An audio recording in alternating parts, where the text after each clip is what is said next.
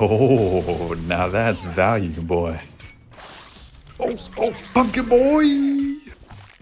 Welcome back, my friends. We got offered glazed cannon, so we crafted a deck specifically around it. And I am very excited to share with you a Jaina deck that did very well in Gnomeregan despite being 3 levels down. So you may notice that these units are all not benefiting from their army slot. They're down an additional 3 levels, and that is because I wanted them to be down 3 levels so that I could show you how effective this deck is with the glazed cannon relic in this dungeon. So without further ado, why don't we jump into it? Starting off, I have clear casting on Jaina. However, I believe Flurry is a superior talent for PvE. I'm just using clear casting because that's what I have for PvP. And I am also using Blizzard as a result of that, and I got offered a pretty decent relic. Cold Snap is the best talent for Blizzard in that case. However, if you have Flurry, I highly recommend you just run Quillbore instead. It's probably a better unit overall for spinning the boss on stage 2 and just taking advantage of the chickens. Bristleback is probably the best talent for the Quillbore. Now, moving on, we are running the Pumpkin Boy, or Plague Farmer here. Splashing pumpkins gives him extra range, allows him to be a little bit more safer. And basically, I like to place him behind my base in stage 2. Because of his splash from the talent, he's very good at taking out ranged threats for very cheap. Speaking of cheap, we have Defias Bandits. I love them. The Picklock talent gives you a lot of extra gold on stage 1, and sometimes on stage 2 if you send them down mid. Very good for cycling and getting to the rest of your units in your deck, which is really important because this stage is all about getting to your answers when you need them. So Safe Pilot is a great answer. With the Glazed Cannon, you can actually run Gnomish Cloaking Device instead, and it benefits more from Glazed Cannon because you actually lose damage from coming in hot. You do 33% less damage on your initial crash. Coming in hot is still a fine talent, even with Glazed Cannon, simply because it applies burn to the tower in stage 2, and it makes it a lot easier to take those towers as a result. Whelp Eggs with the Flame Burst talent are great for taking out enemy waves and doing damage to the towers. You really want to try and hit the towers and the waves at the same time if you can. Finally, we have Goblin Sapper. You'll notice they're 6 levels down, and they work perfectly fine. With rocket-powered turbo boots, they easily make it to the tower, and with Glazed Cannon, they one-shot that tower. They're also great for doing damage to bosses. Next, we're going to talk about all of the hidden mechanics in the dungeon, and then I'll show you a real run. Gnomeregan Stage 1 Dungeon Mechanics. So starting out here, we have Crowd Pummeler 960. He's the first boss, and he has a couple of mechanics around him. Melee and cannon attacks can knock player minis off the platform, which instantly kills them. With the exception of flyers, who can fly back onto the platform if they get knocked off, if they survive, of course. In addition to his melee knockback, he has this roaming target that goes around and makes him launch his giant fist into it, knocking anything back and killing anything that goes into the abyss. There are 2 Gnomish harm prevention belts on the map, one on the right and one on the left. First unit that passes by and touches it gets knockback and damage immunity for 10 seconds, and it respawns after 30 seconds after being collected. If you have fast units, they may be staggered and one may not get the belt, so they might take damage and die. And if you take too long to claim it, more than 20 seconds, then the opponent gets a free Safe Pilot that spawns and claims it for itself. At a minimum, you should make sure you're challenging the left belt, because if you are slow about it, chickens can grab it while it's spawning, and it can be very difficult to remove them while they dismantle your base. The middle has a chest that respawns every 90 seconds, and the left side has a chest that respawns every 40 seconds, which is more incentive for you to send units to the left to make sure that you're getting those chests away from the opponent and denying the safety belts as well. In a pinch, you can also use Whelp Eggs to instantly claim the safety belt if you don't have another Unbound. General strategy is to control the left lane and the meeting stone, and then gradually push the boss down over time with Unbound units or a concerted push. Gargoyle is another valid strategy against him. Stage 2, Electrocutioner 6000. This boss has 2 attacks, a large lightning ball attack that is AoE and long range, and a short range beam that does a lot of damage over time. You'll see that it just nukes these whelps from long range, so you do want to try and distract it when you can. It also has a second mechanic with the leper gnomes. They spawn every 45 seconds, and any units around them, flying or ground, will be poisoned, which stacks and can do a lot of damage over time. So these leper gnomes will spawn from the start and every 45 seconds thereafter. These rocket towers represent the biggest threat on the map because of the poison vent around them, which does massive elemental damage over time, and the siege damage that they do, which is physical. And so you kind of have to try and get value while you clear the towers by using AoE to clear other minis that are nearby. And you can use things like Safe Pilot to also apply burn to the towers to prevent it from healing, or Plague Farmer to apply poison to prevent it from healing while it is turning. The left side tower spawns gold at the gold mine every 30 seconds, as you can see here in this clip. And the right side tower spawns gold every 45 seconds, which means the left side tower is the far more resource of valuable tower, and it's the one you should be trying to take. Otherwise, the opponent will spawn kobolds and take your gold from you. If you have a choice, you should try and prioritize taking the left tower if you can. This round, however, is about trying to get as much value as you can out of your gold. So because of this, you want to try and make sure you deny gold in a gold positive manner without wasting money. Spend less gold to remove more gold from your opponent. The key to the boss is to be patient and wait for a window where you can take the tower safely and then protect the tower. And ideally, you take the tower and you get collateral damage while you're doing it. That means dropping a safe pilot and killing minis nearby, or whelp eggs and killing minis nearby, or trying to apply that burn while killing that troll and the leper that are passing by. Basically, you're trying to double dip on your value and get a gold lead that way. I analyzed how much gold the boss has, and what I found is that the boss has about as much gold as you do, up to about 40 seconds, maybe 3 gold advantage. And a lot of the difficulty is just from the towers and the lepers that the boss gets for free, and the gold control that they possess with the chests in the middle and the mines. And so if you can overcome that with smart trades, you're going to be in a lot better position to get to this stage where you're able to spin the boss around, take advantage of their movement speed, and bring them down. I've found safe, whelp eggs, and some sort of tower taking unit to be essential for this boss. Stage 3, Mekgineer Thermaplugg, the final boss of Gnomeregan. Very straightforward fight. Basically, you cannot damage him directly because he has a massive shield, and he blows up any units that get too close. So to get around that, you kill these amp switches that spawn periodically on the left and right. There are 3 of them, and they spawn these walking bombs. The walking bombs will walk into your base or his base based off of whoever gets the last hit on one of these light switches and do about 5% health. What's really going to kill you on this stage are units that make it to your base sneaky, like this Prowler that gets on, and basically you end up losing half your health for free. So you really got to watch out for that and make sure you defend your base. So make sure you have something to block the Prowlers and prevent them from getting on your base.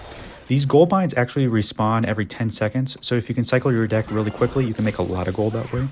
My preferred strategy for this stage is to spawn a slow-moving, long-range unit on one side and then to focus the other side with a lot of spawns. And usually what this ends up doing is it forces the AI to answer your spawns on that one side, while the long-range unit, like a farmer, is able to solo the other side, and you don't really have to reinforce or do anything special.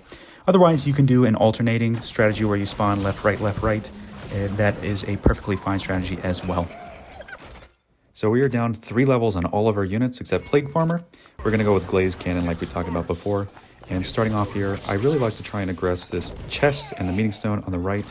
And I wanted to go left, but I'm going to use my safe pilot to take this chest and the safety belt as it spawns and not have to worry about the enemy's safe as a result. I didn't realize the opponent has Chain Lightning, so don't stack up your units like this, but Jaina is actually very powerful with this relic. She does a lot of damage, and so even though she's down several levels, she's quite good at dealing with and slowing down these enemies that are approaching her. She can usually solo like a bear, even if it's coming, or a Harvest Golem for that matter. So I really like Jaina's synergy with the Glazed Cannon or the Arcane Crystal relics. I knew this safe pilot was coming because I saw that it would claim the belt, so I sent the Defias on the right to protect my Jaina. And now I'm trying to find a way to get units towards the left. And I'm getting a little scared these chickens are going to get the belt before my Plague Farmer, so I go ahead and drop these whelp eggs to distract them away from it. Basically, I just don't want to have to deal and watch over those chickens when they get to my base with the safety belt. It requires a lot more finesse and like pulling the chickens away from my base. It frees me up on the map to do other things if I'm able to pull them away before they get the belt. And generally, you want to try and control the left side and prevent that scenario from even happening in the first place. So you'll note here the sappers easily make it to the boss and do quite a bit of damage to him. I'm very pleased with how much damage the sappers do. Now part of that is because of the Glazed Cannon, and it doubles the damage they do. And so that makes them a very natural pairing for Glazed Cannon. I sent my Plague Farmer left, as I said. Basically you want to try and do that every 30 seconds or so, because that's how long it takes for the safety belt to respawn, is 30 seconds after it's claimed. Now, we are trying to take control of this meeting stone so we have a more forward position to push out from. One problem I have here is that I don't really have a strong unit to push with. So I don't really have like a frontliner unit in this deck, but I found that Gnomeregan doesn't really require that, provided that you have sufficient damage to push through the enemy minis.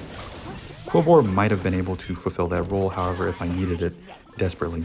I like to try and split my units up here. You'll see that I am constantly placing my minis on the middle line here to split them and make them go in separate lanes.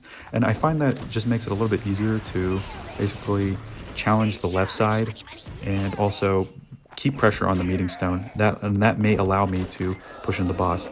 With this particular deck, we don't really have a way to establish a forward push because we don't really have a ground presence, but we do have a way to apply pressure to the boss through unbound units, and that's generally what I'm doing here.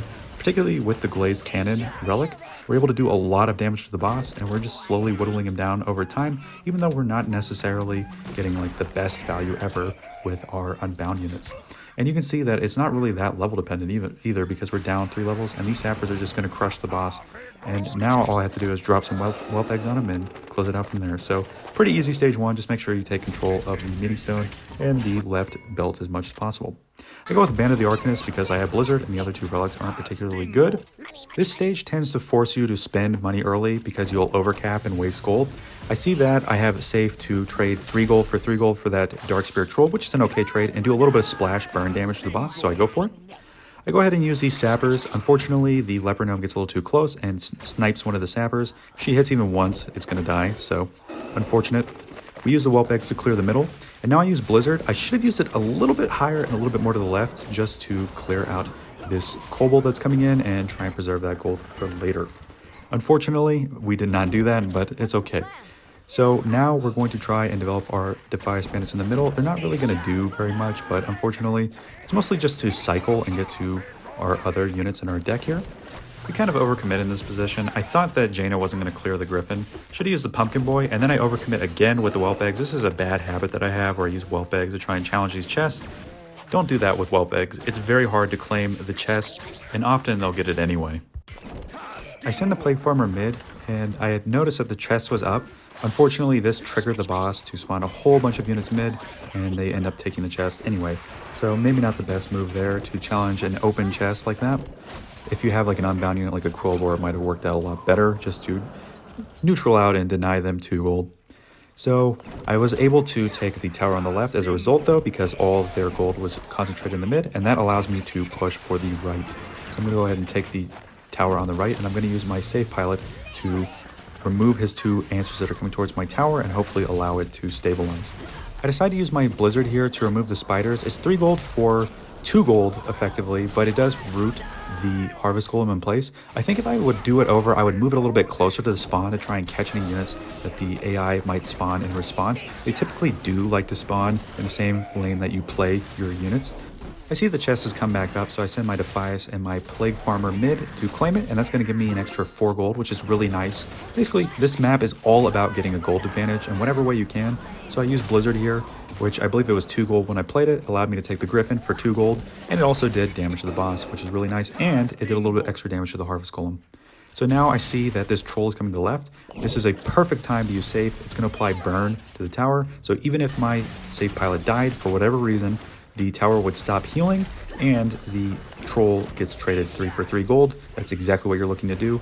Either neutral trades or positive trades on the gold, where you are spending less money than your opponent did to remove more money from your opponent.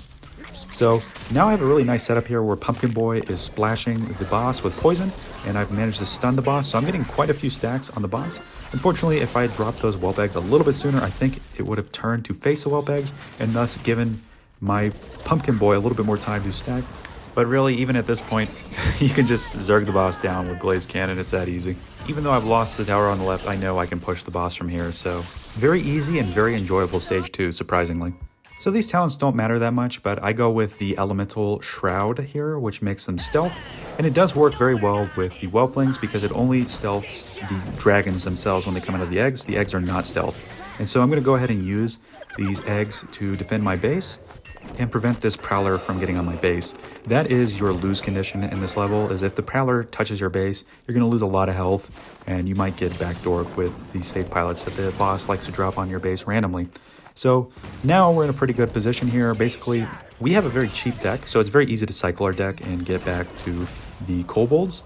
And I was kind of cheeky here and decided to get value on this light bulb with the Blizzard. You see, the Blizzard actually did count as me killing it, and so a bomb walks into the boss. Unfortunately, I do lose the left light bulb because I spawned my whelp eggs too close, which caused the boss to hit the light bulb. I think if I spawned a little bit more to the right, I probably would have got it. Not that big of a deal though. I mean, this stage is very easy, and like I've said in the past, I really like to focus on spawning on one side, and I find that the boss will typically match me on this side. Now in this case, they randomly spawned an ogre on the right, and it put me in a bad cycle. But I noticed that my plague farmer is pretty much self-sufficient on the left here, and usually I find that slow moving units, like plague farmer, particularly if they have a long range, do very well by themselves. And so now I'm in a pretty good position to focus on the right. I use the blizzard to protect my Jaina because I know it's going to root this prowler in place. I think this was a bit of a misplay here. I think I should have saved these 2 light bulbs on the left just to take them and maybe pull units over to the left, because the plague farmer has basically done his job at this point, and the poison isn't really going to stack up too much simply because he has a massive damage reduction. So playing the sappers here didn't really do anything. I was hoping to maybe attract more attention on the right. Never play sappers on this level. They don't do any damage and they just waste her gold. And now I end up taking a lot of damage on my base as a result from that. But it's okay. This level is pretty easy overall, as long as you continue to make good trades and you cycle back to your kobold and you protect your kobold when possible. We're at a winning position here, so I'm going to go ahead and surrender. I don't want to grind my dungeon level too high, so I was very excited to show you all this dungeon build here. It may require the arcane crystal or glazed cannon relics to function. I have really hated Gnomeregan in the past, but I found that this build actually made it very easy and very enjoyable as a result. So let me know what you all think down below. Please like, comment, or subscribe. It really helps me know what kind of content you guys all want to see. And I hope to see you all in future videos. Take it easy, y'all. Catch you on the flip side. Bye-bye.